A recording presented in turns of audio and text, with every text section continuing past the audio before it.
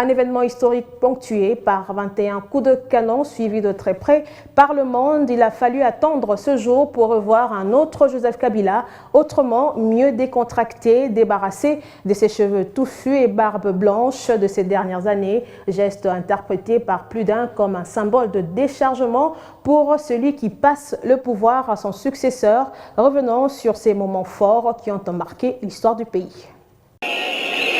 Il ne voulait pas manquer ces instants historiques. Les militants de l'Union pour la démocratie et le progrès social sont venus en masse au Palais de la Nation pour assister à la cérémonie d'investiture du 5e président de la République. Par manque de place, certains ont grimpé les arbres pour ne pas rater ces moments inoubliables. Le décor était donc planté et c'est devant les juges de la Cour constitutionnelle que Félix Tshisekedi prête serment. Tshisekedi Tshilombo Félix Antoine, élu président de la République démocratique du Congo.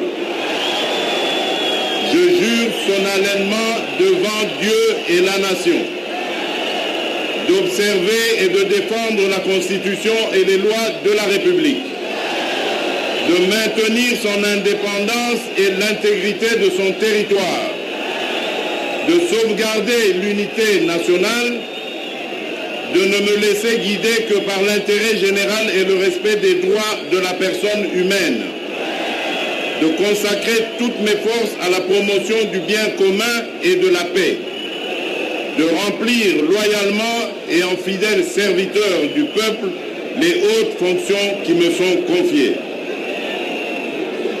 Puis, emblème, armoirie et une copie de la Constitution.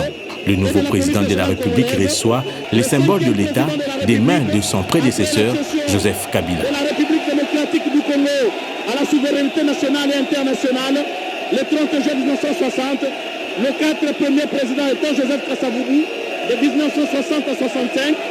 Joseph te dirait, quelle accolade, mon Dieu! Quelle accolade, mon Dieu! Quelle accolade! Quelle cérémonie, poignée de main, accolade, le sortant et l'entrée. Dans son discours d'investiture, le nouveau président de la République a annoncé les grandes lignes de son quinquennat, notamment le défi de vaincre la pauvreté, son cheval de bataille. Nous nous engageons à ériger un État moderne, pacifique, démocratique et soucieux de chaque citoyen. Un État où chaque institution va jouer son rôle dans le cadre du principe de séparation des pouvoirs. Un État qui garantira le bonheur de tous, en communion avec nos pères fondateurs.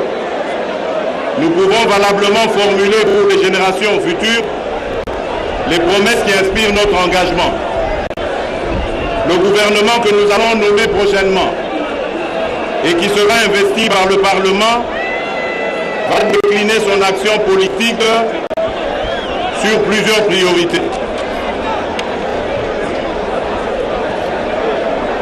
La pacification de tout le territoire national en accélérant la lutte contre l'éradication des groupes armés qui sévissent et sèment la désolation auprès de la population. La lutte contre la pauvreté par des actions sociales et une politique novatrice de cohésion nationale.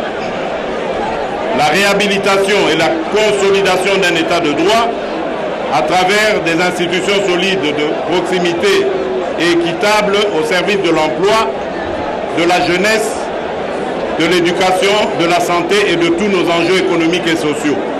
Plusieurs personnalités africaines ont pris part à cette cérémonie, notamment le président kenyan, Uhuru Kenyatta.